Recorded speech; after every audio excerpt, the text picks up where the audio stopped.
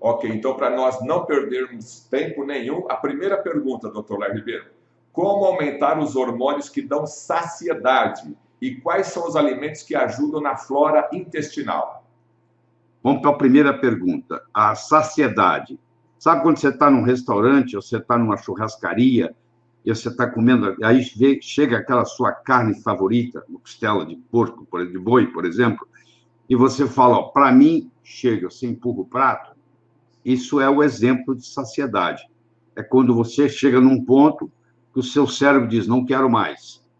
No hipotálamo, que é uma parte do nosso sistema nervoso central, o hipotálamo coordena tanto a fome quanto a saciedade. Tem que haver um equilíbrio entre os dois. Se eu não tiver fome nenhuma, eu entro em caquexia, eu emagreço, eu morro. Tá? As pessoas, às vezes, morrem de caquexia porque perdem a vontade de comer. Isso também não é certo. E tem pessoas que não se saciam. Elas comem, comem, comem e continuam com fome.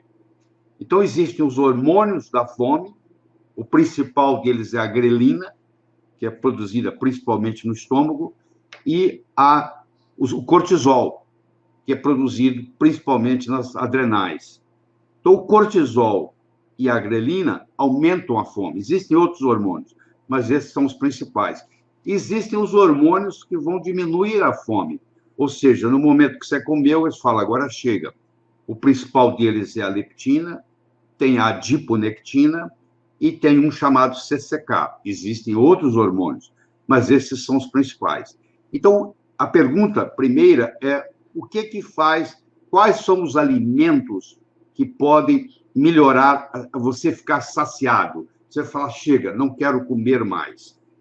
Os carboidratos não são bons alimentos para isso. Quando você come muito carboidrato, logo, logo você está com fome de novo.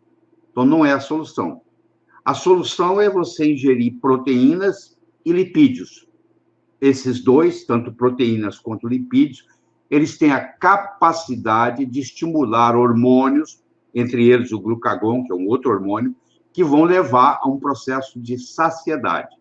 Então, se você quer comer um carboidrato, eu recomendo que você come ele ou acompanhado com lipídio ou acompanhado com a proteína. Vou dar um exemplo prático. Uma coisa é você comer um pão. Outra coisa é você comer um pão com mortadela. Se você comer um pão puro, daqui um pouquinho você está com fome de novo. Se você comer um pão com mortadela, por incrível que pareça, você vai ficar saciado por muito mais tempo. Então, acho que essa informação é muito importante. A segunda parte da pergunta está falando sobre a microbiota intestinal, que a Organização Mundial de Saúde, há uns anos atrás, determinou que nós, seres humanos, temos um órgão a mais, daqueles todos que nós tínhamos. E esse órgão é um órgão virtual.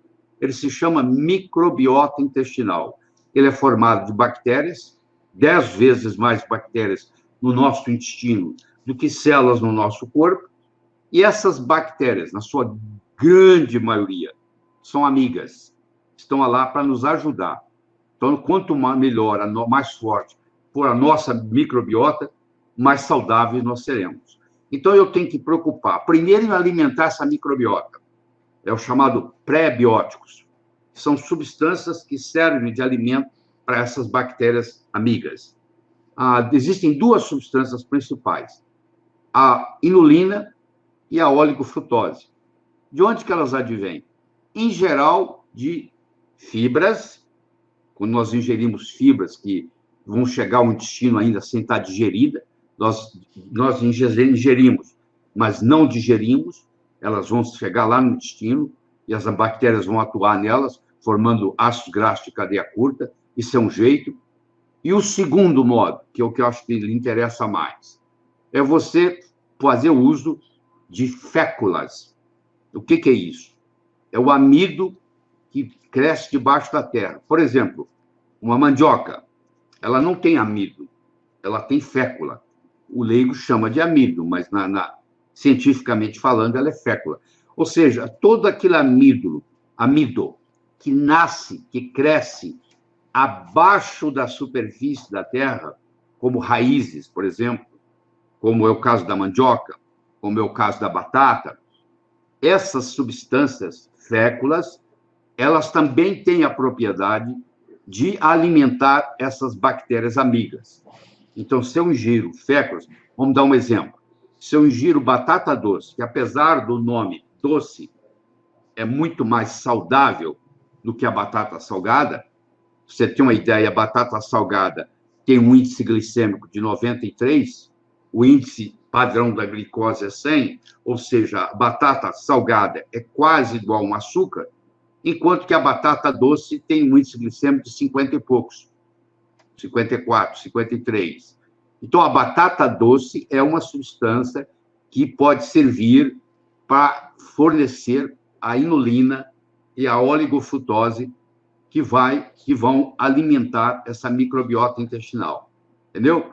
Então, eu tenho probiótico, que é a bactéria em si, eu tenho pré-biótico, que é o alimento que alimenta essa bactéria, e eu tenho simbiótico, que é a combinação do pré-biótico com o probiótico.